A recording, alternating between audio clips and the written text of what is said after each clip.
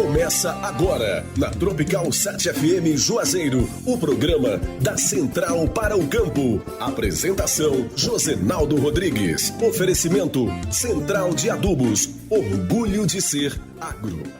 Muito bom dia para você, bom dia Juazeiro, bom dia Petrolina, bom dia Vale do São Francisco, bom dia você que nos acompanha aqui na Bahia, bom dia você que está em Pernambuco, bom dia você que está em Sergipe, em qualquer lugar desse país ou do mundo, nós estamos chegando até você com o programa da Central para o Campo, um projeto da Central de Adubos com o objetivo de levar informações do agronegócio para você, meu amigo produtor rural, para você, minha amiga produtora rural. Muito obrigado pela sua companhia nesta manhã de sábado, obrigado a você que está conosco através da Tropical em Juazeiro da Bahia, 102,5 é a nossa frequência. E muito obrigado a você que está nos acompanhando também pelo nosso canal no YouTube, Central de Adubos Oficial. Hoje é sábado, 3 de setembro de 2022. Em Juazeiro da Bahia, o sábado será de sol, com chuva agora pela manhã e diminuição de nuvens à tarde. À noite terá pouca nebulosidade. Segundo o Instituto Clima Tempo, a temperatura varia entre a mínima de 20 e a máxima de 31 graus. A velocidade do vento pode atingir 27 km por hora. A umidade relativa do ar varia entre 34% e 97%. A incidência solar do dia começou às 5 horas e 42 minutos da manhã e deve se encerrar às 17h39. Hoje tem lua nova até às 15h07 e passará a ser crescente a partir das 15h08. Já amanhã, domingo, em Juazeiro, o dia será de sol com algumas nuvens, mas não deve chover. Segundo o Instituto Clima Tempo, a temperatura vai continuar variando entre a mínima de 19 e a máxima de 32 graus. A velocidade do vento pode atingir 23 km por hora. A umidade relativa do ar varia entre 30% e 96%. A incidência solar do dia começará às 5h42 da manhã e vai se encerrar às 17h39.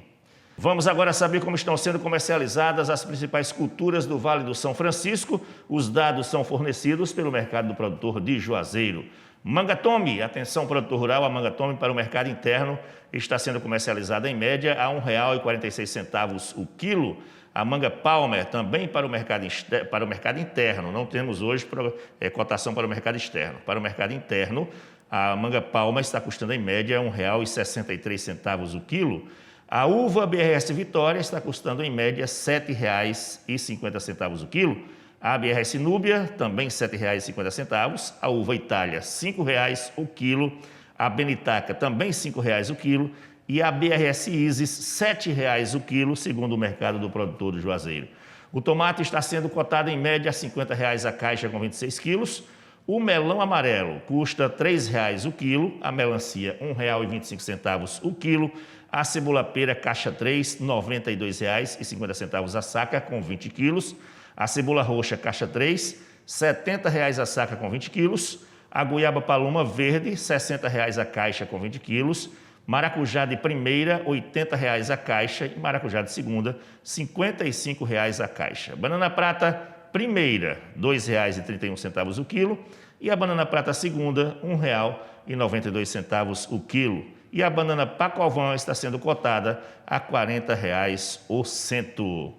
Programa da Central para o Campo, um projeto da Central de Adubos há 11 anos no mercado. Temos 8 lojas para melhor atender você, produtor rural. Em Pernambuco, estamos em Petrolina e Petrolândia. Na Bahia, estamos em Juazeiro, Irecê, João Dourado e também em Paripiranga. E em Sergipe, estamos na cidade de Itabaiana. E aguarde, em breve vem mais uma loja da Central de Adubos por aí. Já são mais de 20 mil clientes atendidos pela maior do Nordeste. Você sabe, a maior do Nordeste é diferente das iguais. Hoje, nosso tema para você, produtor rural, é a importância e ferramentas para a melhoria da coloração de uvas de mesa. Aqui, nossos convidados de hoje, André Ferraz aqui com a gente. Ele é coordenador de desenvolvimento de mercado da Aminoagro, uma das parceiras da Central de Adubos, e também Jadielton Lubarino, ele que é da Lubarino Consultoria e Assessoria em Viticultura, é consultor em viticultura, também mais uma vez com a gente. Inicialmente, bom dia, André, seja bem-vindo. Bom dia, Josenaldo. Obrigado por estar aqui pela presença aqui junto de vocês, aqui mais um momento. Lubarino, mais uma vez estamos juntos, né? Obrigado pela presença mais uma vez, bom dia. Uma manhã de sábado para poder compartilhar informações, Agradecer o convite do André, pela empresa Aminoagro, a Central de Adubos, para a gente poder mais um dia bater um papo e poder aprender mais. Com certeza. O André, nos fala um pouco da Aminoagro. Já falamos em programas anteriores, mas é sempre bom a gente refrescar a memória de quem acompanha a gente. Fala um pouco dessa empresa, onde é que fica a sede, se é nacional, se é multinacional, quais são as ferramentas que ela distribui para o produtor rural. Sim, a Aminoagro, Josinaldo, é uma empresa brasileira, mas hoje pertence a um grupo israelense, a ICL, né? Uma referência mundial em nutrição e tecnologia. Ela está aqui no Vale do São Francisco há 11 anos, há 22 anos aqui no Vale do São Francisco, trazendo ferramentas inovadoras e importantes que venham a agregar, do ponto de vista produtivo para o produtor, com custo-benefício interessante, ou seja, ajudar sempre o produtor no que for necessário. A nossa sede hoje fica em Indaiatuba e com fábricas... São Paulo? Isso, em São Paulo, em Indaiatuba, São Paulo, e com fábricas em Cidade Ocidental, no Goiás, e em Cruz Alta, no Rio Grande do Sul. Temos também 2 centros de pesquisa, um em Cruz Alta, no Rio Grande do Sul também, e um em Conchal, em São Paulo. Além de um grupo de pessoas sediado aqui em Petrolina, trabalhando intensamente para desenvolver também mais ferramentas inovadoras aqui para o Vale do São Francisco. Esse escritório de Petrolina que atende a região Exatamente. que a Central de Adubos cobre, então. Exatamente. E aí já estão há 22 anos aqui no Vale. No Vale do São Francisco. E a parceria com a Central tem quanto tempo? Tem por volta de 5 anos. 5 anos. 5 anos. O que agregou para vocês? Qual foi a vantagem de fazer essa parceria com a Central de Adubos? O modelo de trabalho da Central de Adubos é um modelo de trabalho muito sério, certo? Muito sério, muito focado, que busca atender todos os clientes, seja o pequeno, o médio ou o grande produtor, com atenção especial ali no campo, observando e buscando quais as melhores ferramentas que podem agregar e trazer do ponto de vista produtivo e, logicamente, também do ponto de vista comercial, um retorno para o produtor. Vocês, a equipe da Aminoagro, vocês visitam os produtores rurais? Com certeza. Você como funcionário, você visita os produtores rurais? Visitamos sempre acompanhado da equipe da Central de Adubos. Então, essa equipe que a Central de Adubos tem, a equipe Central de Adubos é treinada e preparada para atender bem o produtor rural, a equipe de campo da Central de Adubos. Eu diria... Isso facilita? Muito. Eu diria que é das mais qualificadas do mercado. Então, facilita demais esse acesso ao produtor, além de ser, do ponto de vista técnico, muito qualificado, também do ponto de vista de, como é que eu posso dizer, de parceria, de entendimento, de envolvimento junto ao produtor, também isso é muito importante. Porque quando o produtor vai comprar na Central de Adubos, ela não sai apenas com produto, ela sai também com conhecimento. Com certeza. Porque se nossa equipe de campo não estiver na loja no momento, porque deve estar visitando algum produtor, quem está no balcão vai indicar alguém da equipe de campo para trabalhar com eles lá na sua fazenda, na sua roça, olhar a produção. Isso ajuda também a Aminoagro a distribuir suas ferramentas? Com certeza, ajuda demais. Vocês saem juntos para o trabalho também, no campo? Com Já certeza. chegaram a sair juntos? Todos os dias. Todos os dias nós estamos no campo, junto à equipe da Central de Adubos. E quais são as principais ferramentas que a Aminoagro distribui para o produtor rural, aqui hoje no Vale do São Francisco? Nós temos ferramentas. Eu sei que deve ser um portfólio vasto. Vasto, né? Mas nós temos algumas ferramentas que nós chamamos chave aqui, que é principalmente ferramentas voltadas à revitalização de solo, certo? Que é o MOL e o MOL Top concentrado, que são ferramentas voltadas para o desenvolvimento e melhoria da parte física, química e biológica do solo, certo? E disponibilização de nutrientes. Também nós temos produtos voltados a parte de fisiologia de plantas, que são uma gama de produtos, como Aminoagro Coloração, também voltada para essa questão de desenvolvimento de coloração, Aminoagro Maturação, Aminoagro Alga Mais, então Aminoagro Energy, então são uma série de produtos voltados para essa parte mais de fisiologia de plantas, além de revitalização de solo também. Então a Aminoagro trabalha mais com fertilizantes, digamos assim, do que com defensivos, ou não trabalha com defensivos, é só fertilizantes? Como é que funciona? Não trabalhamos com fertilizantes, nós trabalhamos com bioestimulantes. Bioestimulantes. Qual é a diferença aí? Fertilizantes a gente associa sempre a sais, mas a fertilizantes, vamos dizer assim, líquidos, que você vai estar disponibilizando de fato nutrientes, né? A bioestimulação é voltada a estímulos à planta, fazer com que a planta trabalhe melhor aquilo que ela já faz naturalmente, certo? Se ela tem um momento que ela tem um maior estresse, então naturalmente é que ela não fique tão estressada. Então nós temos produtos que vai fazer com que ela fique trabalhando melhor nesses momentos. Ou, por exemplo, tem momentos que a planta passa por um processo de maturação, seja manga, seja uva. Nós temos produtos específicos para esse objetivo. Então são uma gama de produtos para ajudar a planta a fazer melhor o que ela já faz naturalmente. E quando se fala no prefixo, quando vem o prefixo bio, quer dizer que não é químico, então? Exato. É biológico. É biológico. Ou seja, ele não tem produto químico que venha ferir não somente a planta, mas também o ser humano que consome, é isso? Exatamente. Tô certo? Exatamente. Tá. Lubarino, mais uma vez é um prazer tê-lo conosco. Vamos falar da importância e ferramentas para a melhoria da coloração de uvas de mesa. Quando a gente planta uva, a coloração, quem dá o tom é a gente? Ou ela por si só, naturalmente, já vai dando uma coloração natural? Como é que funciona isso? Olha só, Josinaldo, a cultura da uva de mesa, né, ela se estende para várias cultivares, né, várias variedades, e dentre delas a gente separa as uvas brancas, violetas, negras, né, e uvas vermelhas. Né? Então, todas as uvas de cores, tirando a de classe branca, ela tem formação... Branca é aquela verdinha natural, é a verdinha, normal. Que a gente chama... A gente está falando branca, mas na verdade ela é verdinha, aquela natural que a gente está acostumado já. A gente fala na nomenclatura da língua inglesa, é white seeds, né, as uvas white, né, a grape. Então, as uvas brancas. Então, essas uvas brancas, ela não tem a necessidade, não tem a característica de depender de pigmentação. Já as uvas de cores... Então, toda uva nasce verdinha, branca, como você está falando. E quem dá a cor que ela vai ficar negra ou rosa, é o produtor rural que vai definir? Essa aí é da genética da cultivar, né? Ela já é uma variedade que, no seu desenvolvimento genético, ela começa, na fase de maturação, a surgir pigmentação, que essa pigmentação, para coloração, a gente chama antocianinas. Sim. Né? Aquelas pigmentações de cor verde, tudo que é verde, ela chama clorofila. Então, são duas fases de pigmentação importantes para todas as plantas.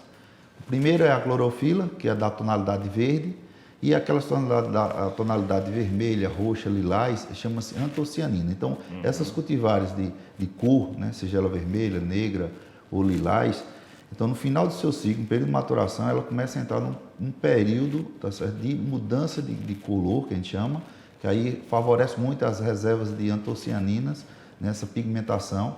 Então, algumas variedades, geneticamente, elas não necessitam de nenhuma intervenção para poder completar seu ciclo de coloração.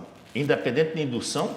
Independente de indução. Ela vai ficar da cor que ela já é preparada? Naturalmente, ela fecha seu ciclo com sua cor que o mercado deseja. Só que isso são variedades assim que ainda são de baixa oferta. Na grande maioria, o grande volume de uvas de cores, ela consegue ganhar sua tonalidade, porém, o que é que acontece no decorrer do tempo? Quando você tinha as primeiras safras de uvas, produtividades de 5, 6, 8 toneladas, 10 toneladas por hectare, ela conseguia fechar seu ciclo de coloração sem nem depender de nenhum arranjo nutricional ou um arranjo de algum regulador vegetal. Por quê? Porque aquela carga de fruto, a planta automaticamente, como o André citou muito bem, a planta naturalmente ela consegue produzir, né, algumas enzimas, algumas ativas com relação à questão hormonal, que consegue acelerar essa maturação e, dentre elas, a coloração. Só que com o passar dos anos, principalmente do final da década de 90, início da década de 2000 e atualmente, a gente tem novos materiais, áreas com maior produtividade, e com isso que acontece. A carga que é produzida, então se você não fizer nenhuma intervenção com algum aparato nutricional, ou uma bioestimulação, ou até mesmo um regulador de crescimento, ela vai ter uma coloração, porém não é a coloração desejada pelo mercado consumidor. Então, eu sempre falo, uva de cor, para ser bem vendida, tem que ter cor. Tem que ter cor. Né? Se é uma uva da classe negra, ela tem que estar... Mas é uma cor assim meio pálida. Às vezes, um exemplo, uma uva de tonalidade vermelha, ela fica uma tonalidade rosé. Né? Quando é uma uva de rosé, ela fica, que eu chamo muito, ela fica uma uva branca, que a gente chama assim que seria uma fruta sem vida. Sem vida. Quando é uma uva negra, ela, em vez de fechar o negro, ela fica vermelha. Então essa não entra no mercado. Ela perde todas as características que tem que ser, que o mercado exige. E uma coisa interessante, André, Josinaldo, que o ponto ideal da coloração, ele também indica uma fruta com seu sabor, né? Seu aroma realmente bem superior do que uma fruta que não fecha bem a cor. Então, por isso a importância, quando um produtor, ele realmente coloca dentro do seu planejamento do seu estande de planta, eu vou plantar uma área que seja uma variedade de cor. Então ele automaticamente ele já tem que se preparar, né, dentro do seu manejo, ferramentas que para essa fruta chegar no momento de coloração e de colheita, atender o maior porcentagem possível daquela fruta no melhor padrão que o mercado deseja. Se ela nasce branca ou verdinha, como o produtor está acostumado, o consumidor está acostumado a ver a verdinha aqui no Vale do São Francisco, por que então essas variedades de cor? Qual é a tendência do mercado? Por que o mercado absorve essas tendências de cores assim? Olha só, Josinaldo, o que é que acontece? No princípio, né, desde quando surgiu a produção de uva de mesa, até a nível mundial, não só a nível local, o consumo era em torno mais ou menos de 20% a 30% de uvas de cores, né, de color, e isso para uva de mesa, né, uva de mesa. Se for para a área de processamento, é o contrário, né? Então, o grande consumo é de vinhos tintos, né? Então, vinho tinto é uva negra. Então, uva de mesa então, é em torno mais ou menos de 20% a 30% de consumo de uva de cor e em torno de 70%, né? 70% a 80% uva branca. O que é que acontece em relação à questão da uva de cor? Ainda ela não é uma grande preferência para o consumidor. Porém, nas uvas de cores, principalmente as uvas negras, ela tem algumas concentrações de antioxidantes, até das antocianinas. Então, isso faz muito bem ao consumo in natura, o consumo humano, né? Tem intervenções com relação a aumentar a imunidade, com relação a doenças vasculares. Então, você pega uma uva branca e uma uva de cor, a uva de cor relacionada à saúde humana, ela entrega algo mais. Por isso, os vinhos tintos são recomendados uma taça de vinho por dia, justamente para tentar melhorar a sua imunidade, melhorar esse consumo de antioxidantes, para você poder viver mais e até mesmo ter menos problemas com relação à parte vascular. Então, mas o que é que acontece? Visando o consumo in natura, o consumo, a gente chama de mesa, sim, na mesa do consumidor, existe essa disparidade com o percentual de consumo. Isso é um ponto que até mais ou menos 2017, 2016. Com o surgimento de uma variedade fantástica, a BRS Vitória, que é uma uva brasileira, né, das Embrapa Uvivinho, com participação da uva da Embrapa aqui de Petrolina. Então, o que acontece?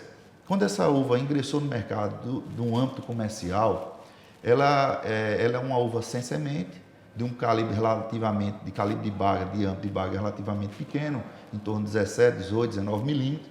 Só que o que acontece? Quando ela finaliza a cor dela, ela chega a uma cor realmente que a gente chama de cor negra, né, que ela consegue fechar essa área do fruto negro até o pedicelo, ela atinge um sabor fantástico. Ela atinge Brix acima de 20, então ela fica uma uva, assim que, como os mais velhos comentam, é um sabor que não encontra em outra variedade de uva. Então, o que é que aconteceu com isso? Com a entrada da uva Vitória sendo colhida, com a sua coloração perfeita, sua maturação perfeita, aumentou muito o consumo. Então, boa parte de consumidores que consumiam uva branca, como a Itália, como outras variedades brancas, passaram a ter acesso à Vitória e começou a mudar a questão, a preferência. Vou dar um exemplo. Tem áreas que eu presto consultoria que eles vendiam uma determinada quantidade de uva branca semanalmente e iniciou a fornecer a uva Vitória. Então, era um percentual muito pequeno. Só que quando o pessoal começou a ter acesso ao consumidor, então inverteu. Hoje ele tem mais demanda para a uva Vitória do que uma uva branca. Então isso foi o quê? Direcionado ao sabor diferenciado que essa fruta entrega. Só que para atingir esse sabor, um dos critérios mais importantes é a questão da coloração. Então vamos fazer o seguinte, vamos ouvir produtores rurais. Vocês sabem, já são de casa, já conhecem. Nós temos um quadro chamado da Central Responde, que os produtores rurais nos mandam perguntas a respeito do tema que nós estamos trabalhando. Perfeito. E vocês que são nossos convidados respondem, tá certo? Ok. Vamos ouvir então aqui o primeiro produtor rural que faz pergunta para a gente. Bom dia, eu me chamo Iranildo, sou encarregado da Fazenda Planalto, sou responsável pela fitossanitária da Fazenda, e a minha pergunta é o seguinte, o aminoagro coloração, além dele entregar a cor, a coloração da fruta, eu gostaria de saber quais são os atributos que ele agregaria mais à planta. André, essa é com você? Essa é comigo. Eu agradeço a pergunta do Iranildo. Além da coloração, que é fator de importância, de definição, inclusive de quanto que essa fruta vai ser vendida, né, mestre Lubarino? Tem uma classificação que o pessoal coloca lá, que vai de Red Seeds, Extra, dentro de Extra tem algumas outras classificações, até a Premium. A Premium é onde você vai ter uma melhor remuneração pela fruta ali, então o fator coloração é de suma importância. Mas acompanhado da coloração, como bem citou o Lubarino aqui, explicando a questão das cultivares que tem mais outros fatores que estão envolvidos no processo. Um deles, que é muito importante, é o Brix. O Brix tem que ser... O Brix, para quem não sabe, é o açúcar. O açúcar da uva. O açúcar da uva. Não deixa ela tão azeda, né? Porque tem aí... umas que Deus me livre, viu? Azeda de... Aí tá, é a relação entre acidez e Brix. Tem uma relação adequada aí. Mas a característica, um exemplo da vitória, é como o próprio Lubarino falou, é atingir grau Brix ali, ou seja, esse açúcar, esse doce, por volta de 20 ou até um pouco maior do que isso aí. Então, esse é um fator importante. E esse produto também vai entregar esse Brix adequado, além da coloração. Outro fator importante também em uvas é a questão do degrane, né? O degrane é um fator que, se você não tiver um controle adequado, você pode ter sérias perdas na sua área, certo? Tem um limite ali que os profissionais, os experts da área colocam um limite, o próprio Lubarino pode até explicar depois, que é em torno de 5%. Acima de 5%, você já começa a ter prejuízos do ponto de vista econômico, né? Então já não começa a ser interessante. Então esse produto vai ajudar a você chegar com a coloração adequada, característica da cultivar que você está trabalhando de cor, um Brix adequado também, característico daquela cultivar. Além disso, um nível de degrana próximo a zero, ou até em algumas situações zerado. Qual é o nome popular, o nome de mercado desse produto? Aminoagro coloração. Coloração. Não tem como errar, né? Não tem como errar. Aminoagro coloração. O nome já diz para que serve. Já diz. Isso independe dela ser uma uva de cor ou uma uva branca?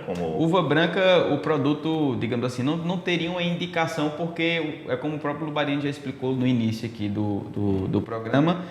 O objetivo de uma uva branca não é atingir uma coloração, ou seja, você não tem a necessidade de um estímulo para chegar à coloração dela ali, entendeu? Então, não teria aplicabilidade. Vamos dizer assim. Tá. Ô Lubarino, por que muitas uvas não atingem um Brix ideal? Fica aquele azedo na uva que a gente, quando coloca na boca, dá vontade de chegar a boca enche d'água, né? Por que isso acontece? Olha só, Josinaldo, excelente pergunta, né? Algo que é recorrente, né? Boa parte do ano. A questão do Brix da uva não atingir o que o mercado deseja é um resultado de um somatório de vários fatores, seja ele, a princípio, um dos principais, a questão operacional, as decisões técnicas do dia a dia, né? Como, por exemplo, um excesso de bagos por metro quadrado, ou excesso de cacho, excesso de baga no cacho, né? O excesso do tamanho do cacho, ou outro fator com relação a... Porque o cacho, a gente chama o cacho na videira, ele é um dos maiores e principais drenos, né? Então, a planta ela precisa estar muito bem nutricionalmente para poder realmente translocar todos esses carboidratos, esses açúcares, né? Para o fruto, né? Para finalizar o fruto.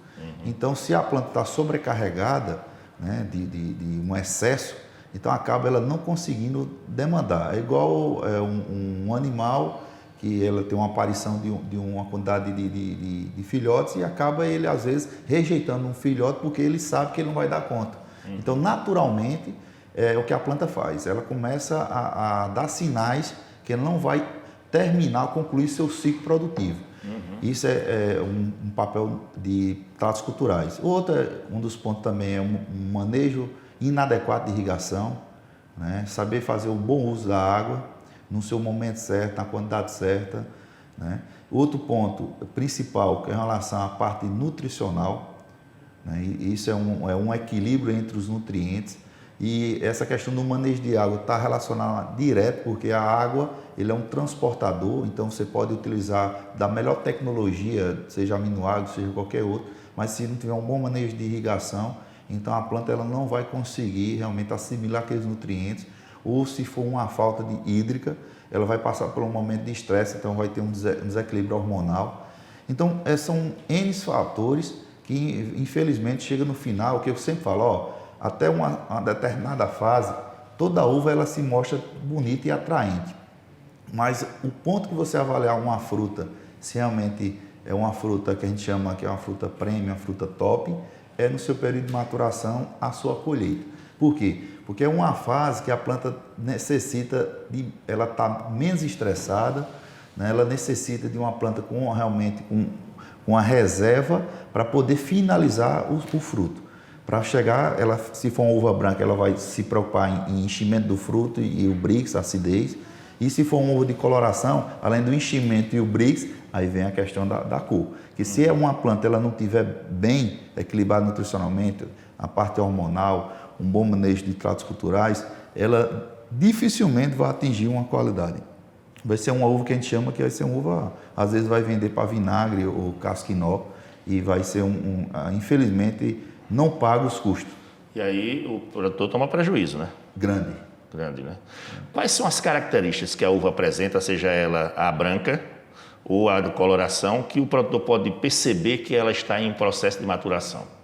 Olha só, na parte visual, dependendo da variedade, vou citar um exemplo, a própria Vitória, então a partir de mais ou menos, que a gente chama DAP, dias após a poda, após 63 dias, 70 dias, o ramo ele vai começar a mudar a sua tonalidade. Ele inicia com a cor verde, arroxeado, por causa das antocianinas, e quando chega no período de maturação, ele começa o processo de maturação, que ele vai se lignificando, né? Vai mudando uma cor verde, lilás, para uma cor creme, né? Ele vai tendo um ramo com enchimento maior, né, de diâmetro, e depois, quando ele entra como a gente chama, na maturação plena, ele sai da cor creme realmente para uma cor marrom, que a gente tem aquela cor amadeirada. E aí, então ali ela está realmente já numa iniciação e como é que se diz, se finalizando para a maturação.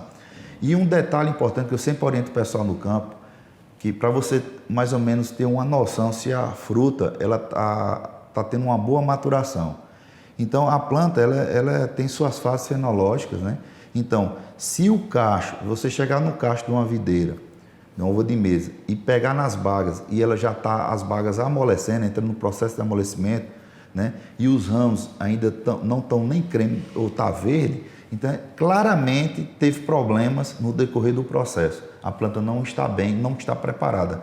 Então, a fruta, ela tá iniciando sua maturação, que é iniciando o amolecimento de fruto, ou no início de coloração das bagas. Então, ela mostra claramente que teve um erro no processo, seja tratos culturais, manejo hídrico, né, de irrigação, manejo nutricional ou a parte também hormonal, que está comprometendo a planta. Então, ela tá pulando etapa. Então, ela está querendo logo amadurecer o fruto para poder se livrar daquele fruto. E há uma maneira de evitar que ele tenha mais prejuízos, de reverter a situação nesse estágio aí? Nesse estágio, ele até chegar nesse estágio, ele já perdeu um bom percentual de qualidade dessa fruta. Então, ele vai amenizar o prejuízo, né? Ele já vai de cara perder um mercado que lhe pague melhor. Então, a gente vai tentar atenuar alguma coisa para ele poder colher a fruta. Mas o tempo é muito curto, pela demanda que a planta está precisando. Então, talvez ele não consiga mais reverter, né? Assim, ele ameniza. Ameniza. Então, por isso é importante. Chega numa área, o ramo tem que estar maduro, aí depois a fruta tem que entrar em maturação. Não pode ser ao contrário. O André, o aminoagrocoloração, como é que é feita a aplicação dele? É via foliar ou é via solo? É feita a aplicação via foliar. Aplicação via foliar, ali quando inicia a fase de desenvolvimento da coloração do fruto, aí nós chamamos ali tem um time específico de aplicação, e aí se estende ali por mais ou menos 4 aplicações até finalizar e entregar o resultado de coloração. Tá certo. Vamos a mais um produtor rural. Bom dia, pessoal. Meu nome é Jonas, eu sou gerente de produção aqui da Fazenda Fruto Paulo Ramos. Eu gostaria de fazer uma pergunta sobre coloração. Qual o momento ideal para iniciar as aplicações do aminoácido coloração na uva? Ô Jonas, obrigado por sua participação. Ele é gerente de produção aí da Fazenda Fruto Paulo Ramos. André Terra deu início aí, né, André? Complementa aí. Complementa aí. Qual é o momento ideal? As uvas de cor, elas têm um desenvolvimento bem definido ali, da coloração dos frutos, e tem um time ideal, como eu já havia citado, que é por volta dos 20%. O técnico de área, o encarregado de área, ele tem essa expertise de identificar quanto está mais ou menos nesse percentual, e aí é mais ou menos aos 20% de coloração de frutos ali, uma média geral da área em observação, que vai começar as aplicações do aminoácido coloração para atingir esse objetivo. Aplicações foliares, por volta de 3 a 4 aplicações, com a programação ali de uso de mais ou menos uns 6 litros, e aí você vai dividir isso aí com intervalo. 6 litros por hectare? Por hectare, a programação toda, né? Sei. Isso você vai dividir nas aplicações. Então, você vai ter um intervalo ali de mais ou menos a 4 a 5 dias entre as aplicações.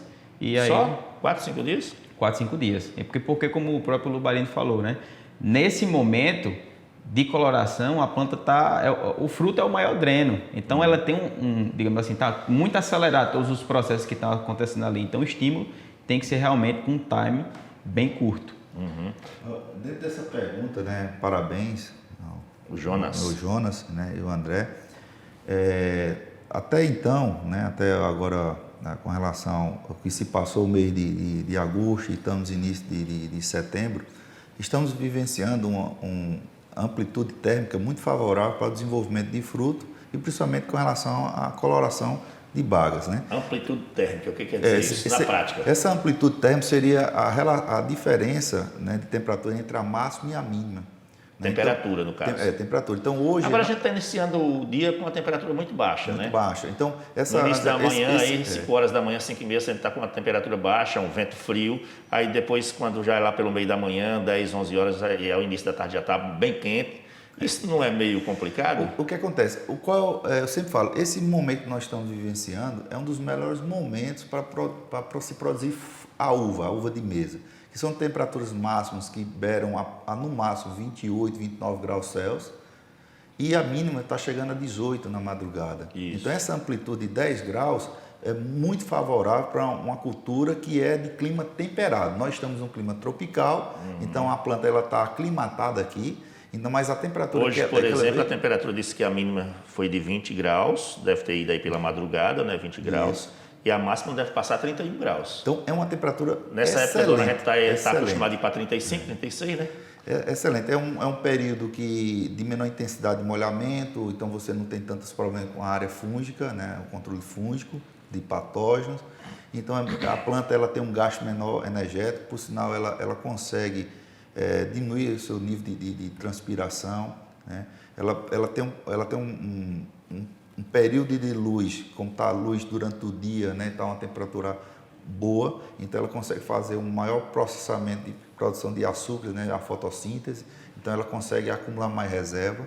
Só que tem um detalhe, quando chegar os meses aí, essas áreas que estão sendo podadas agora, né, que podadas no final de agosto, estão sendo podadas agora em setembro, então a tendência dessas frutas serem colhidas no período de alta temperatura, que pode chegar até picos de 40 graus Celsius. Então, a fruta, a uva de cor, quando ela começa a finalizar a sua colheita, né, inicia seu período de maturação, a colheita, no período de temperaturas acima de 33 graus Celsius, e tem dias quentes e noites quentes, isso é muito ruim, tá certo? Para a planta. Ela sente um estresse térmico desfavorável para o seu desenvolvimento. Então, aí nesses momentos é muito importante, né, o monitoramento dentro da fazenda de cada fase, né, e o acompanhamento, como o André falou, dos encarregados, dos técnicos, né, para poder fazer as intervenções com aplicações de fertilizante, né, com bioestimulantes, como a aminoacoloração, para poder atenuar esse estresse de planta e promover uma maior coloração, uma maior pigmentação. É como o André falou, o intuito é dar o start, é estimular. né? Então, é fazer com que ela naturalmente ela consiga aumentar essa produção de pigmentos, antocianina, tá certo? Por quê? Um dos pontos principais, quando entra no período de alta temperatura, é com relação à questão a gente chama fotooxidação, queima de folhas, né? E a folha, para a planta, ela é a placa solar, ela é responsável para produzir energia. Então, quando uma placa solar está danificada, ela perde a capacidade de produção de energia fotovoltaica. E a planta é a mesma coisa. Se você tem uma massa foliar comprometida, né, com possíveis maus manejos, você acaba inibindo a produção de pigmentos, de antocianina, que quem produz é a folha. Então, acaba você realmente não atingindo um nível de coloração e Brix ideal. Então, por isso é importante, um dos pontos de uso de uma aminocoloração, pelos trabalhos que a gente desenvolve em campo, é ver uma melhora na questão da parte de pigmentação, os níveis de antocianina, os níveis de clorofila, dentro dos níveis ideais, a ativação de algumas enzimas que faz com que a planta diminua o seu estresse térmico, ou a gente chamou o estresse luminoso. Então, favorecendo a planta chegar no seu período de maturação com a condição de finalizar essa cor, porque não afetou tanto em relação um dos órgãos, algumas partes principais, que é a folha. Então, uma poda mal feita pode afetar essa captação de energia para a planta? Sim, porque um exemplo, a poda é uma das primeiras atividades. Então, se o produtor ele não tiver uma boa quantidade de ramos produtivos, né, e com isso ele vai ter limitação em número de brotos, então ele vai ter um número menor de folhas para aquela planta. E a planta ela precisa de uma quantidade de folhas por metro quadrado para poder produzir, para fazer fotossíntese e produzir açúcar. A planta ela se alimenta de açúcar, de carboidrato, principalmente do polissacarídeo do amido. Então, é importantíssimo essa fase de aplicações, né, como o André falou, ir no campo, verificar, porque não tem receita de bolo. Realmente tem que verificar lá por quê. O que acontece? Essas últimas temperaturas, a uva estava começando a chegar a esses 20%, com mais ou menos, vamos dizer, a Vitória, que é uma uva que é muito mais produzida aqui na região, ela se ampliou muito, né? Então, geralmente, ela começa a ter as primeiras bagas pintando quando ela está na casa dos 60 e poucos dias após a poda. Só que com essa temperatura mais baixa, então o processo de crescimento da planta ela se torna mais lento, o ciclo fica mais tardio. Então a planta começa a pintar os frutos com 77 dias, ou beirando até 80 dias. Então faz com que, se você se prender só na idade, vai fazer a aplicação da estimulação, do fertilizante, na hora errada, no momento errado. Então, ele nunca vai ter um efeito positivo. Ele pode até alterar, mas não vai ter o sucesso. Então, por isso é importante sempre não se atentar à data de poda, e sim à fase que a fruta se encontra no campo. E qual é a importância da utilização desses biofertilizantes, por exemplo, da Aminoagro, para que a planta tenha sucesso aí? A importância é realmente você dar condição à planta para ela fazer aquilo que ela já iria fazer naturalmente, como o próprio Lobarini falou. É uma espécie de vitamina para a planta. É uma vitamina. É uma vitamina, né? Eu vou te dar uma força. Quando a gente está meio fraco assim, né, no organismo, a gente toma uma vitamina para fortalecer o organismo. Exatamente. Seria uma vitamina para fortalecer o organismo da planta? Exato. Porque, veja, como o próprio Lobarini falou, nós estamos numa situação favorável. Então, o estímulo, com a utilização dele, vai se soltar, logicamente, facilitado. Logicamente que mais na frente a gente vai passar por um cenário totalmente diferente.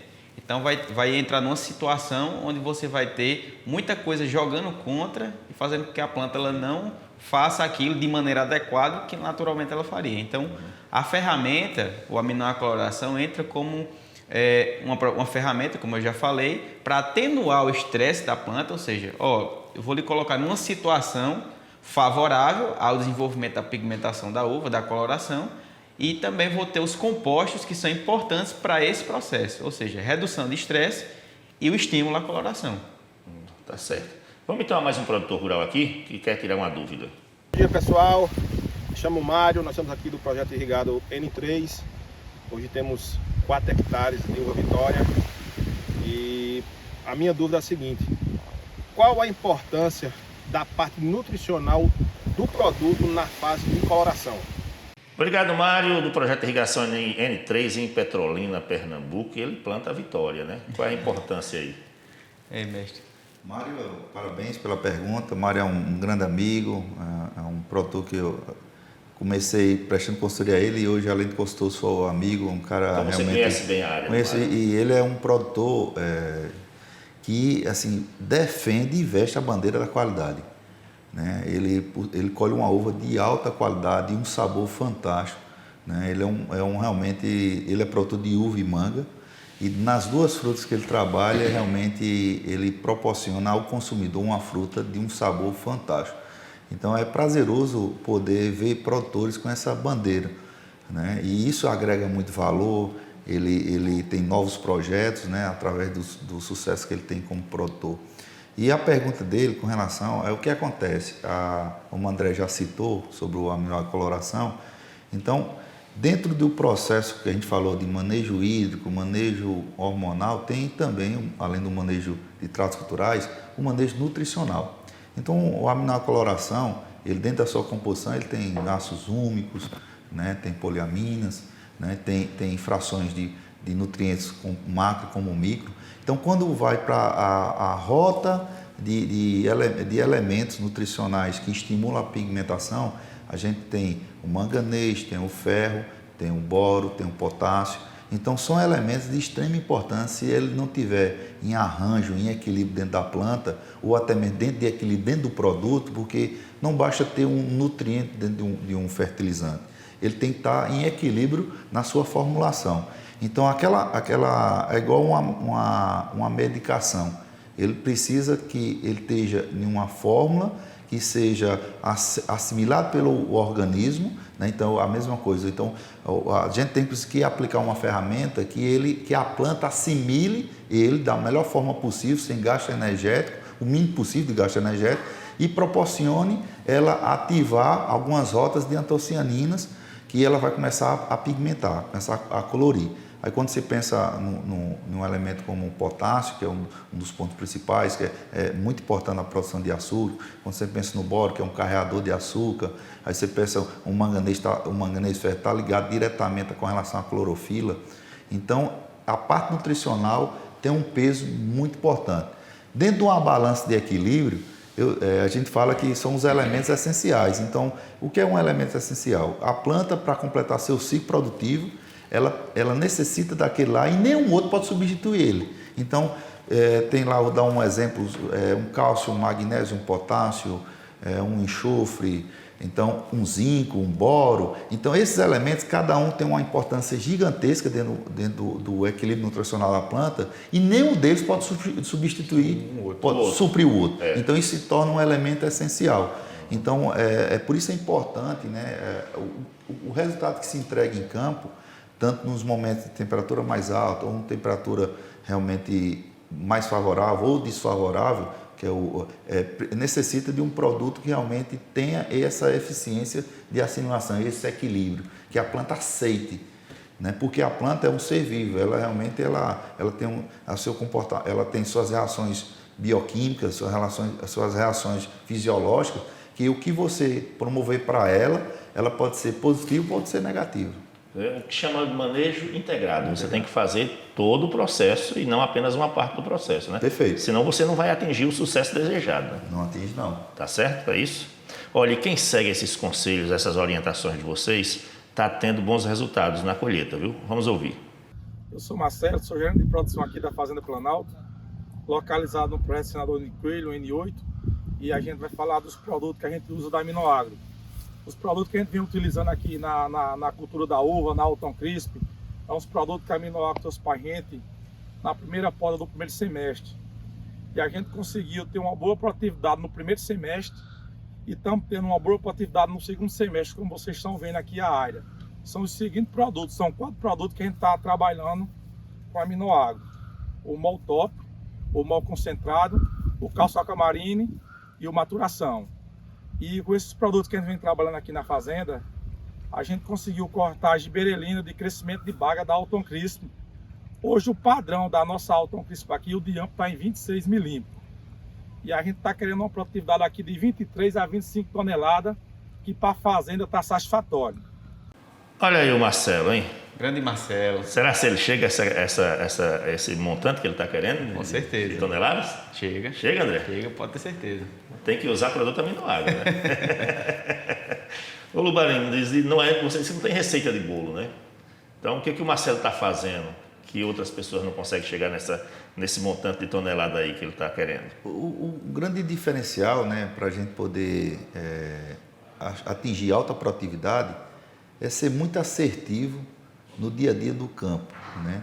O que eu sempre falo, a uva ela só chega com qualidade se a gente, desde a primeira atividade até a última, entender que todos são prioridades, tem que fazer em dias, fazer com alta qualidade, né? Qualificar as pessoas que são envolvidas, né? Os colaboradores, e sempre buscar usar ferramentas, né? De alta eficiência que entregam, porque uma coisa depende da outra, né? É como eu falo, às vezes a gente faz um investimento de uma ferramenta, né? Ou até mesmo, vou dar um exemplo de uma máquina, um trator, que custa um valor bem agregado à propriedade, mas se não se qualificar o operador, então aquela máquina ela vai se depreciar num período muito menor do que o ideal. E a mesma coisa para a uva. Não adianta plantar uma uva, né? Um arbusto, uma planta, uma uva, e não saber cuidar, não buscar o que é melhor para ela. Então, dentro desse tratamento que ele mencionou no vídeo, ele está atingindo o que a empresa, como ele falou, a empresa está muito satisfeita. Isso é muito bom, porque se a empresa está satisfeita, quem está comprando a uva dele também está satisfeito, porque quem vai reger essa harmonia é o consumidor. E pode ter certeza que foi muito importante, né, ele poder compartilhar o que é que ele está fazendo e está atingindo um sucesso. Por quê? O que eu sempre falo, quando a gente consegue compartilhar informações que podem agregar, que podem ajudar um outro produtor, um outro vizinho, a gente vai conseguir colocar no mercado frutas de um padrão melhor e com isso a gente vai proporcionar um preço melhor. Então, esse papel, né, agradeço ao Marcelo, para poder realmente estimular a busca da qualidade, seja no primeiro semestre, seja no segundo, dependendo da dificuldade climática, nós temos que enfrentar, né? Então, isso é o papel do produtor, realmente manter a sua produção com qualidade. Uma coisa importante até que o Lubarino citou aqui no final das contas, o que nós queremos é que o consumidor compre a nossa fruta, ou seja, leve para casa e consuma aquilo ali. Senão não adianta. Ainda né? mais importante do que a compra é a recompra. Perfeito. Veja que você citou um exemplo aqui no início, aquela uva, eu peguei uma uva que azeda. Eu não compro mais dela, não. Você não compra mais dela, então, com certeza, o trabalho que o Marcelo desenvolveu ali, com o balanço, com todo o acompanhamento, todo o cuidado com a área que ele está ali, por que é que eu digo que eu tenho certeza que ele vai atingir isso aí? Porque eu conheço o Marcelo, eu sei o cuidado que ele tem com a área ali, e ele faz exatamente isso que o Lubarino aqui passou de orientação, né? De você ter o cuidado com todas as etapas, passo a passo, para você colher no final das contas uma fruta de qualidade.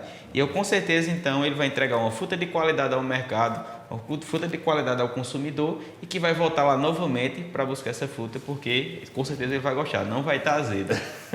Que bom, viu? Porque ninguém merece comprar uma uva azeda, viu? Agora ele quer tirar entre 23 e 25 toneladas por hectare. Essa variedade que ele citou, chama Alton Crisp, né, é uma variedade a nível comercial em expansão aqui na nossa região.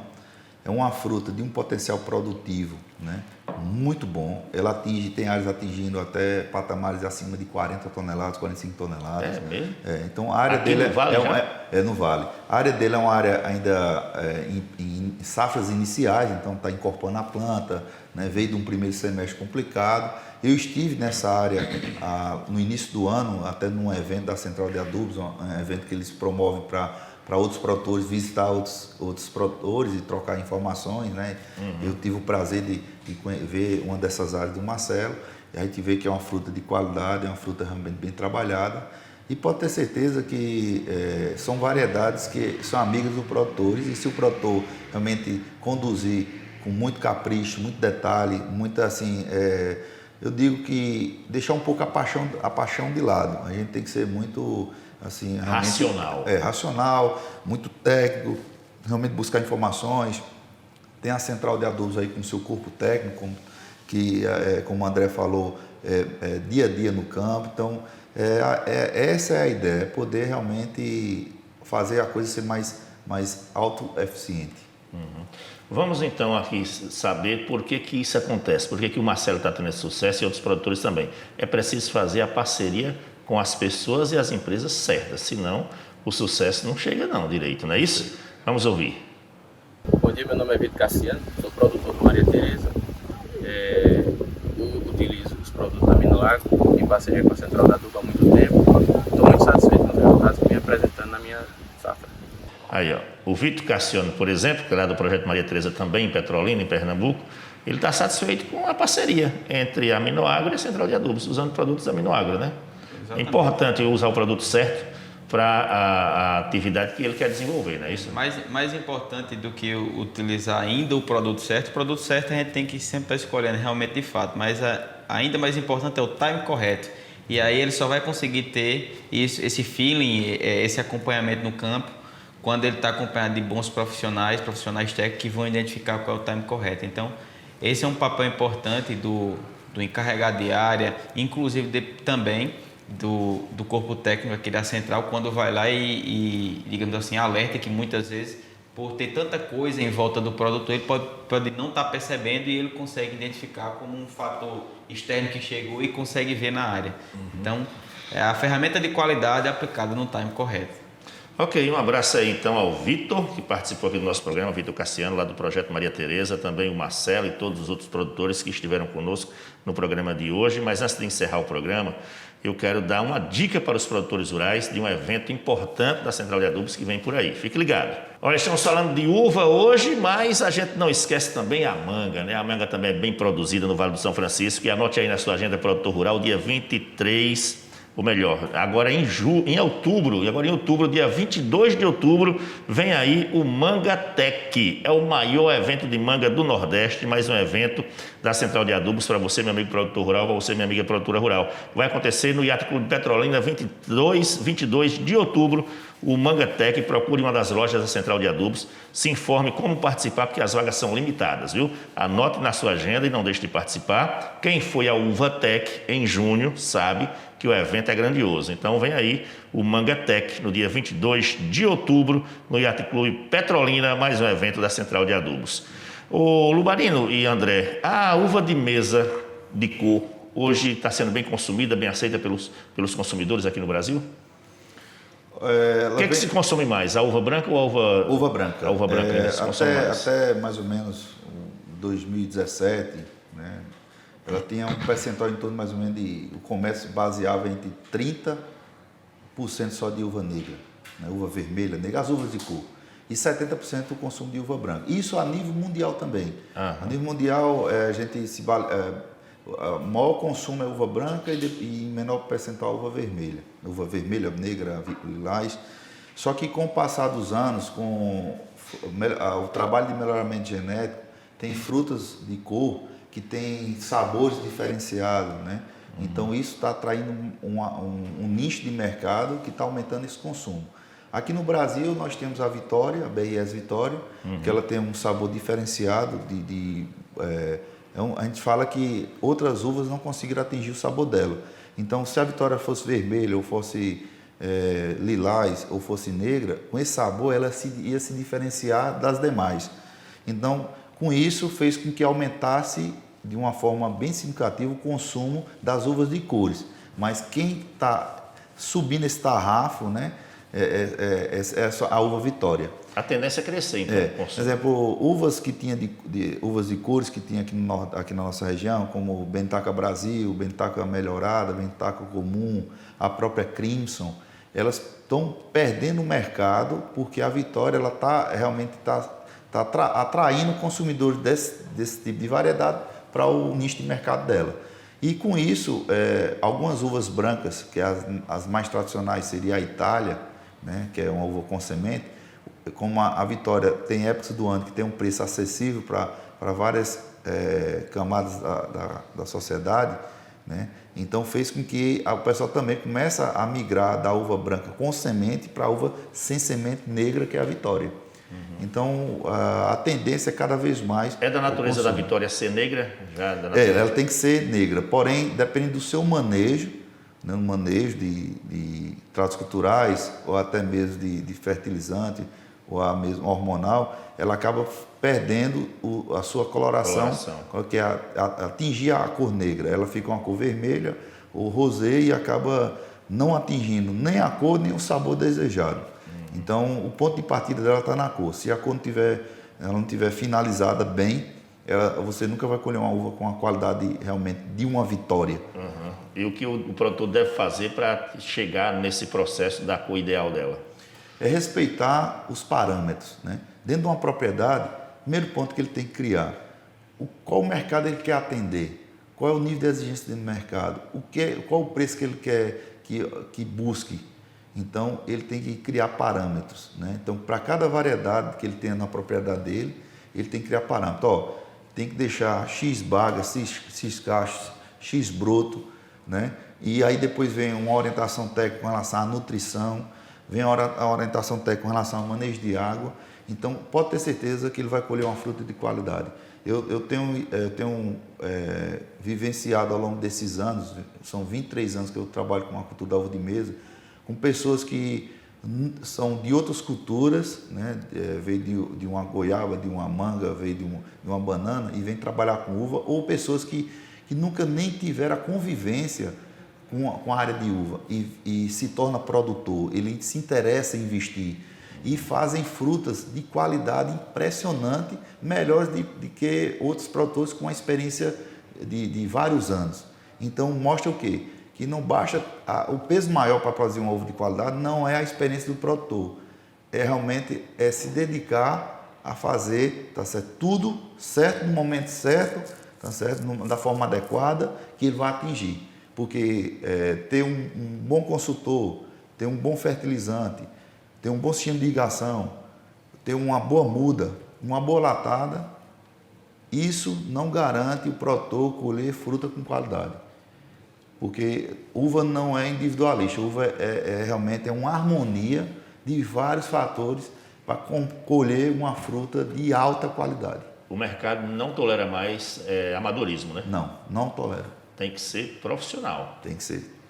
Hoje, em questão de preço, em relação ao produtor, qual é o melhor preço? A uva de cor ou a uva branca para o produtor rural? Sempre as uvas brancas, por ter maior procura, então acaba impactando a questão da demanda e a oferta, né? Então a demanda da uva branca é maior, então a tendência de uvas brancas sem semente, o preço serem maiores do que as uvas de cor, né? Eu vou dar um exemplo. Você, no início do programa, foi falando sobre os preços que estão no mercado produtor. Então você vê lá o preço de Vitória chegando a 7,50, né? Aí você começou a falar sobre a Itália, que a Itália é uma uva branca com semente, R$5, né? A Isis, que é uma uva vermelha, então ela está R$7, né? Que você foi vendo. Então você vê que por ser sem semente, ela está tendo um peso maior no preço do que uma uva branca com semente. Então, quando você pega preço de uva sem semente branca, aí ela vai ser superior. Todas as uvas de cor são sem semente? Não, né? Não. Existem uvas com semente e uvas sem semente. Só que comercialmente, as uvas com semente estão perdendo mercado. São duas variedades que ainda gira bem, com semente, gira bem. Seria a BRS Núbia e a Sweet Jubilee, que é uma variedade de melhoramento genético de uma empresa americana, da IFG, que é uma variedade de baga acima de 25, 26 milímetros, é uma baga bem graúda, muito saborosa, porém ela tem semente, mas ela é uma uva conhecida internacionalmente e também no mercado interno.